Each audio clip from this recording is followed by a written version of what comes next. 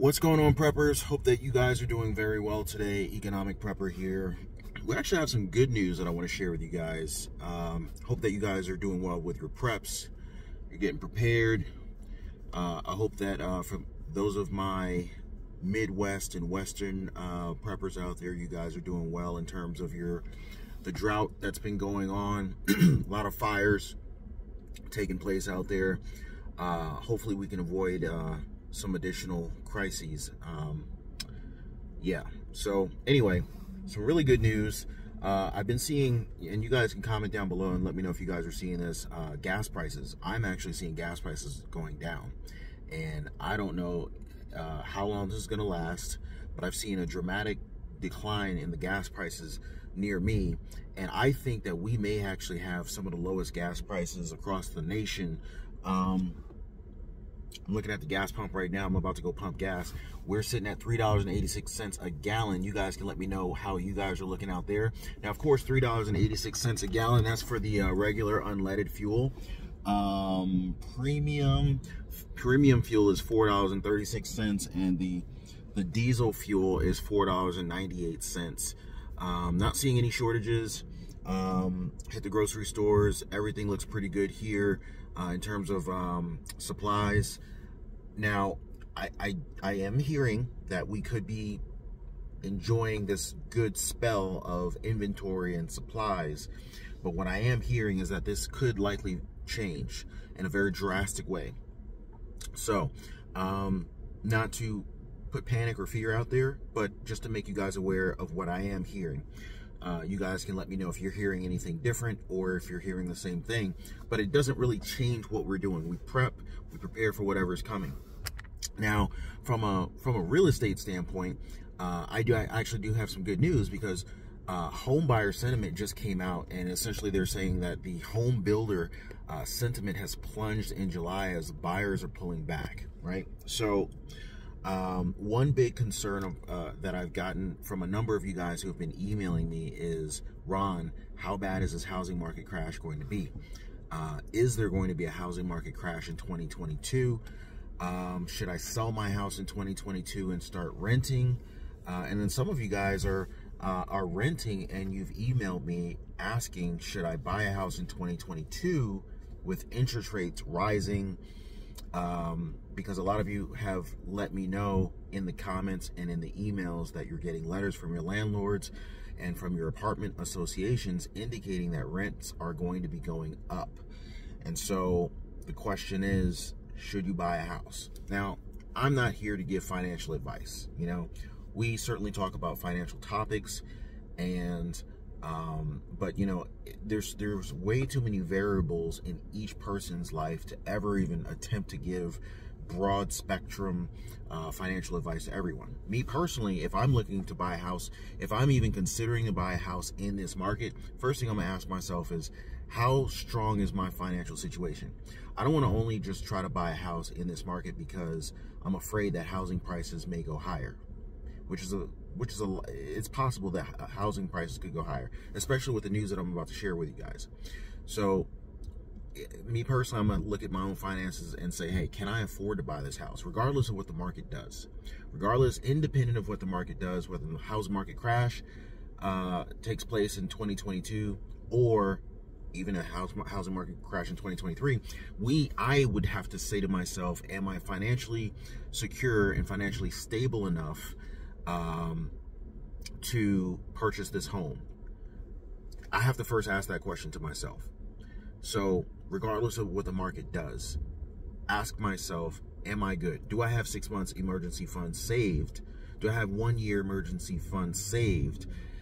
Will I still have a 6 month to 1 year emergency fund after a down payment on my house? So I would have to ask myself all these questions before I even begin to consider if I'm going to buy a house in 2022. Now, we did get word from that home buyers, or home builders rather, essentially their confidence has dropped 12 points according to a survey that came out recently from the National Association of Home Builders.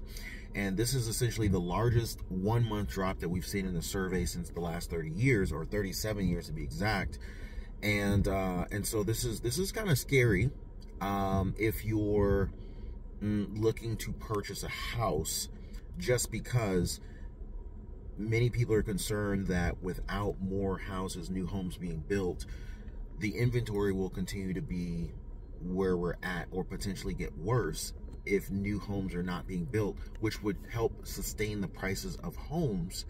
Because if inventories aren't increasing, if demand doesn't decrease, then home prices would likely sustain. Now, on the flip side to it, many of you guys do own homes, and you're concerned about whether you should sell your house in 2022.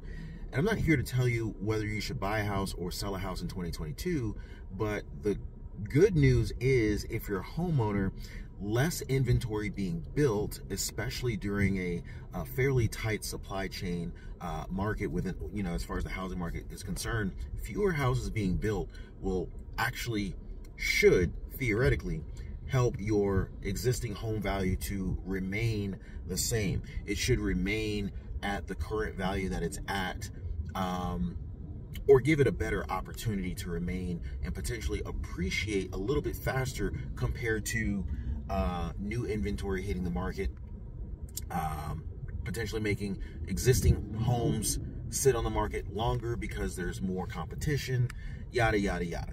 So it's basic supply and demand. So with less supply coming in from new home builders, then that should potentially help those who already own homes, who maybe have already invested in real estate and you're concerned about your property values. I think that this is actually some good news. It really depends on who you are and how you're financially positioned. Now, it's all about how you build your financial strategy. Now, we talk about emergency funds and certain types of passive income investments, creating side hustles, creating different types of online businesses. It's all about your personal situation. What are your goals, and what are your time frames? What does your available time look like to put into structuring, building out a financial strategy so that you can actually do well in any economy? And this is very possible. I mean, I'm doing it, and I know a number of other people who are doing and building and executing these strategies, these financial strategies that essentially work well in any environment. So, but it all depends on where you're at. What are your goals? Are you willing to work hard? And what I found is that, people who have families and people who depend on them, they're some of the more successful people when I sit down and talk with these people, because they have something to lose. They have people who depend on them. And I feel like when you have a little bit of added pressure on your shoulders, you almost have that extra oomph every single day to wake up and grind and get it, that a lot of other people may not have, or may not have as much.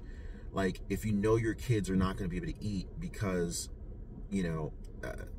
they depend on you and you're the only breadwinner for the house, sick days don't count for you. You're going to get up and go out and go after it every single day and make it happen. And that's what I'm seeing a lot with small business owners. But, it just, again, just going back to everything, prepare. It's proper, and preparation is proper strategy, is proper planning. And we come back to this all the time. Economic planning is crucial. And so, with proper preparation, economic planning is required. Now, this confidence that we're talking about with regard to these home builders, essentially confidence among builders in the nation's single-family housing market fell in July. And this is the single biggest fall that we've seen since, I forget which month it was. I think it was April of 2020, where we saw an equal decline in builder confidence, which would make sense. Once the pandemic hit, everybody was freaked out, like, not knowing what's going to happen. So, but essentially what we're seeing is this is the biggest home builder declining confidence since that point. So again, this could really, this could potentially begin to create a floor for declining home values. So if this were to potentially create a floor, that means that home owners and real estate investors who already own properties would have less of a concern about a decline in their home values. So that's really good news. The flip side to it, though, is if you're a buyer, the question is, okay, maybe you're not going to get the discount that you might have expected, that a lot of people said, you know, hey, the housing market will crash. The housing market will crash in 2022. The housing market will crash in 2023. And so a lot of people sat on the sideline. A lot of renters sat on the sidelines waiting for this crash. The crash didn't happen. Now, I'm not saying the crash won't happen, but I'm saying that with builder confidence as it is, it makes a crash less likely to occur. Not impossible, but just less likely. Now, really quick, just want to show you guys a little bit more good news. So as you guys can see here, we are $3.86 for unleaded gasoline, $4.11 for the plus, $4.36 for the 93 octane, and just under $5, $4.98 for diesel. And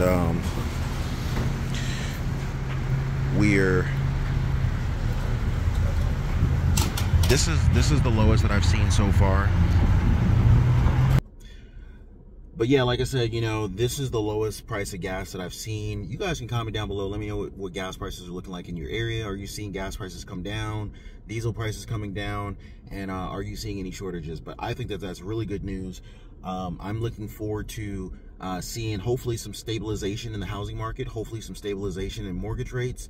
Fed chair came out, the meeting minutes came out, and it's looking like there's probably going to be another really big rate hike coming up in the next couple of days. Where I'm expecting about 75 basis points again, if not 100 basis points. I can't wait to see what happens, because this is going to have a huge impact in the direction of our economy. The cost of groceries, foods, and well, eventually foods in the grocery stores, eventually additional discounts in gas prices if we can bring down inflation, theoretically. But it will have another massive impact on real estate, housing market prices, the cost of rent. So, you know, the next couple days are going to be really, really interesting. So definitely stay close. Make sure you have your notifications on for the channel. If you're new here, definitely consider subscribing. If you're already here, consider hitting the notification bell so that you don't miss out on my future updates. If you made it this far in this video, definitely drop me a like. I would really appreciate that. And I look forward to seeing you guys on the next one. Stay positive. We're going to make it through this. I know we can.